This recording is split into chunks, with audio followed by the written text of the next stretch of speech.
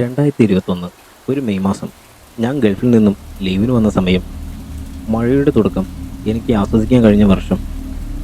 ഫ്രണ്ട്സുമായി കള്ളു കുടിച്ച് എൻജോയ് ചെയ്യാൻ. അതായിരുന്നു എയിം. എൻ്റെ പേര് ശരത്. ഇതെൻ്റെയും എൻ്റെ സുഹൃത്തുക്കൾക്കുമുണ്ടായ ഒരു ചെറിയ അനുഭവമാണ് നിങ്ങളോട് പങ്കുവയ്ക്കുന്നത്. നല്ല മഴയുള്ളൊരു ദിവസം. ഞങ്ങളുടെ അടുത്തുള്ള പാടത്തും തോട്ടിലും നല്ല പോലെ മീൻ കിട്ടുന്ന സമയം. അങ്ങനെ ഇരിക്കെ ഒരു ദിവസം ഞാനും ഫ്രണ്ട്സും കൂടി പാടത്തേക്ക് പോയി മീൻ പിടിച്ചു. നല്ല വയമ്പ് മീൻ. ഞങ്ങളതെല്ലാം വല വെച്ചും തപ്പിപ്പിടിച്ചും ഞങ്ങളൊരു ബക്കറ്റ് മീൻ പിടിച്ചു. ഒടുവിൽ അതെല്ലാം വൃത്തിയാക്കി ഞങ്ങൾ അന്ന് വൈകുന്നേരം ഒരു ചെറിയ പാർട്ടി പ്ലാൻ ചെയ്തു. അന്ന് രാത്രി ഞങ്ങൾ തോട്ടിൻകരയിലിരുന്ന് മദ്യപിക്കുന്ന നേരം പെട്ടെന്ന് അതിശക്തമായ കാറ്റ് വീശാൻ തുടങ്ങി. ചെറുതായി മഴച്ചാറ്റലുമുണ്ട്. ഉടൻ തന്നെ ഞങ്ങൾ 5 പേരും സാധനങ്ങളെല്ലാം എടുത്തു. മഴ പെയ്തു വരുന്നുണ്ട്. വേഗം ബൈക്കെടുത്ത് ഞങ്ങൾ അവിടെ നിന്നും പോന്നു. എങ്ങോട്ട് പോകും? സാധനം ഇനിയും ബാക്കിയാണ്. മഴ കൊള്ളാതെ ഒരിടത്തിരിക്കണം. അപ്പോഴാണ് ജിബിൻ എന്ന ഞങ്ങളുടെ ഫ്രണ്ടിൻ്റെ ഒരു സ്ഥലമുണ്ട്. അവർ ആ സ്ഥലം ഉണ്ണി എന്ന പേരുള്ള ചേട്ടൻ്റെ കയ്യിൽ നിന്നും വാങ്ങിയതാണ്. ഞാൻ വേഗം ജിബിനെ ഫോൺ ചെയ്തു. കാരണം ആ റബ്ബർ തോട്ടത്തിൽ ഒരു ചെറിയ ഓട് വീടുണ്ട്. അങ്ങോട്ട് പോയിക്കോട്ടെ എന്ന് ചോദിക്കാൻ വേണ്ടിയാണ്. അവനോട് കാര്യം പറഞ്ഞപ്പോൾ അവൻ പറഞ്ഞു, നിങ്ങൾ അങ്ങോട്ട് പോയിക്കോ, എന്നാൽ കുപ്പിയും കച്ചറയും ഒന്നും അവിടെ ഇടരുത്. അങ്ങനെ ഞങ്ങൾ ഏതാണ്ട് മഴ നല്ല പോലെ കൊണ്ടു നനഞ്ഞു ഞങ്ങൾ ആ വീട്ടിലെത്തി. ഒരു ചെറിയ വീടാണ്.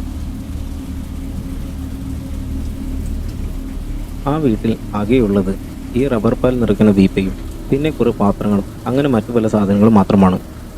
ഞങ്ങൾ ആ വരാന്തയിലിരുന്നു. വീണ്ടും ഞങ്ങളുടെ കലാപരിപാടി തുടങ്ങി. മഴ നല്ല ശക്തിയിൽ പെയ്യുകയാണ്. ആ സമയം ഒരു കാറ് കരയുന്ന പോലെ ഒരു അലർച്ച ഞങ്ങൾ കേട്ടു. പെട്ടെന്ന് ഞങ്ങൾക്കിനി തോന്നിയതാണോ? ഞങ്ങൾ പരസ്പരം ഒന്ന് നോക്കി.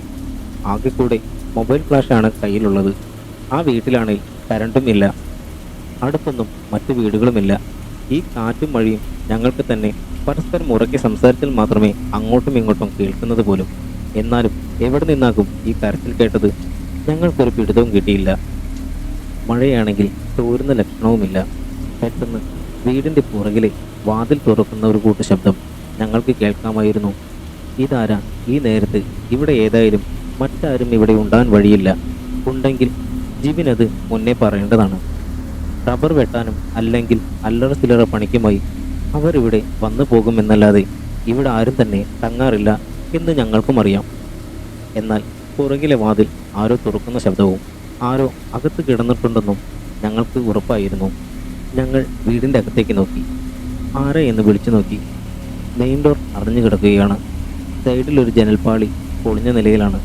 ഞങ്ങൾ അതിനിടയിലൂടെ മൊബൈലിൻ്റെ ഫ്ലാഷ് അടിച്ചു നോക്കി. അകത്ത് ആരെയും കാണാൻ കഴിഞ്ഞില്ല.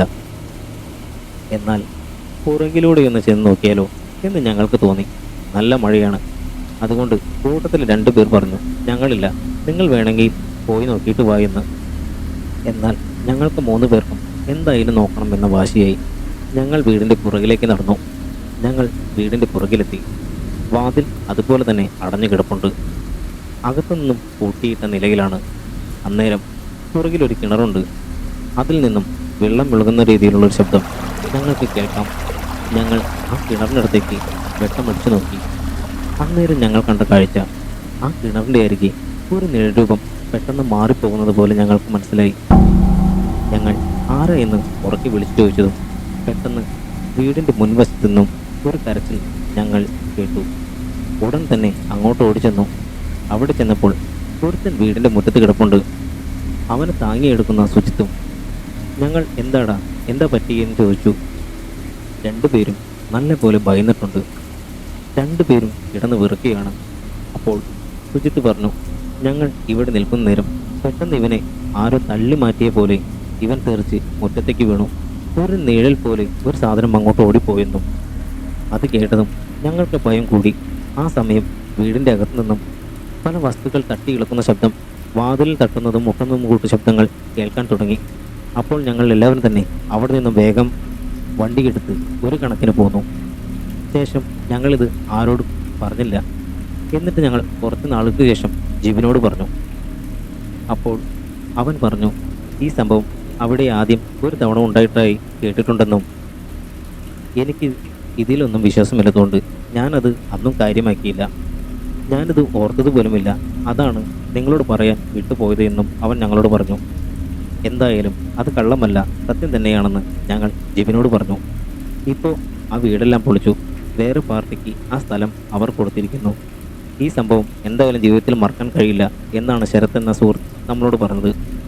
ശരത് എന്ന സുഹൃത്തിൻ്റെ ഈ അനുഭവകഥ നിങ്ങൾക്ക് ഇഷ്ടപ്പെട്ടു എന്ന് കരുതുന്നു. അടുത്തൊരു നല്ല അനുഭവകഥയുമായി നമുക്ക് വീണ്ടും കാണാം. See you soon.